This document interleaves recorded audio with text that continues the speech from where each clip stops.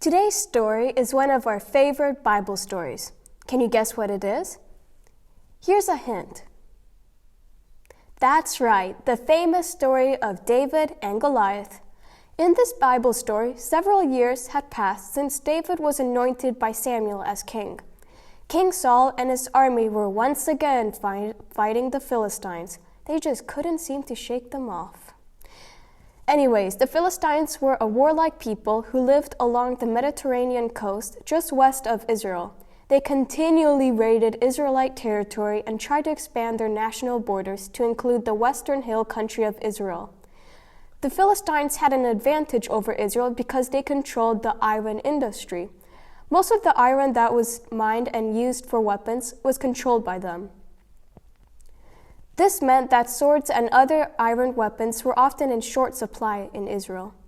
During this particular encounter, the Philistines appeared to have another advantage over Israel. They had a giant champion, Goliath. He was over 10 feet tall. That's over 3 meters tall. That is huge. Not only was he humongous, but the armor Goliath wore protected him from most harm. He was invincible. This is truly a story of contrasts. Goliath was an experienced warrior. David was a shepherd. Goliath was huge. David was small. The giant wore armor. The boy refused to wear armor. The warrior carried a sword, a spear, and a shield.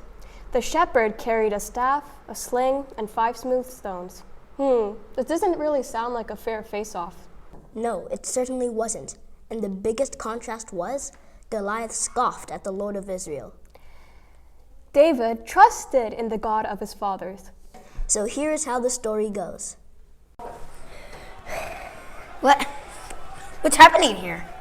Oh, the Philistine champion, giant Goliath, has come to destroy us all. And no one can defeat him. King Saul is offering a great reward to whoever can defeat and kill him. Look how giant he is. You Israelites, choose a man to fight me. If he kills me, we'll be your subjects. But if I win, you'll become our subjects and serve us. Who does he think he is, defying the army of the living God of Israel? King Saul heard about what David said and called him over. Come here. Your Majesty, I am David, son of Jesse from Bethlehem. Don't worry about the Philistine, because I, your servant, I will go fight him in God's name. You cannot fight him. You are only a boy. He will crush you. Your Majesty, I can protect my father's sheep from wild animals, and he will rescue me from the hand of the Philistine. Is that so, young man? How about I give you this? If you're going to fight him, you will have to take this. Okay. And this. Okay. And put this on. No, Come on. Put it on. Okay, yeah, put this down.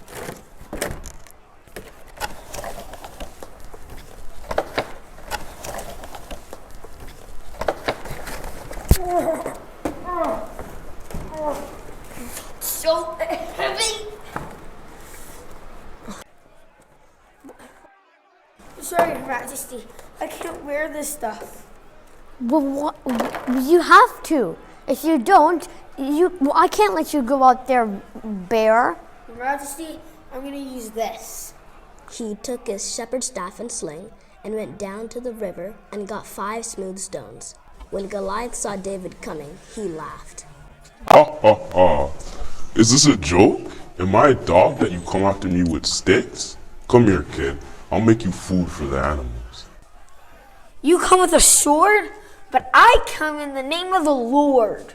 This day, the Lord will deliver you into my hands, for the battle is the Lord. David and Goliath moved towards each other. David picked a stone from his bag, put it into a sling, and aimed it straight for the giant's forehead. And all of a sudden, the giant trembled, wobbled, and came crashing down, just like that. For a second, nobody moved. And then the Philistine screamed and ran away, while David quickly ran to the giant, took out his long sword, and cut off his head. Now the Israelites gained courage and pursued the Philistines. Go, Israel, go! Wow, what a story of bravery that was, right? David was a warrior, even though he didn't think of himself that way. God fought for David because David put his trust in God. Here are some things we can learn from this story. 1. Good things come in small packages. David was young and not a real soldier. You might be a kid and not think you could do much, but when God is on your side, you could do anything. Don't count your chickens before they are hatched. Goliath was so full of himself and thought he could win that battle. But it's not better to put your faith in your own strength and accomplishments, because it's not about you. It's about putting your faith in God, and He can do it through you. Don't judge a book by its cover, in this case, David. Who would have thought that he would defeat the giant? He was just a young shepherd boy who has never been in the army. Goliath thought he was an easy prey for sure, but no matter if he didn't carry a sword or the armor, he was still a warrior. And lesson 4, be willing to stand up for what is right when you see the need to. If you and Jesus are always in a good relationship, then you shouldn't be afraid to say, I will go. Be willing to go out of your comfort zone and do something that matters, and God will go with you to face the giants in your life.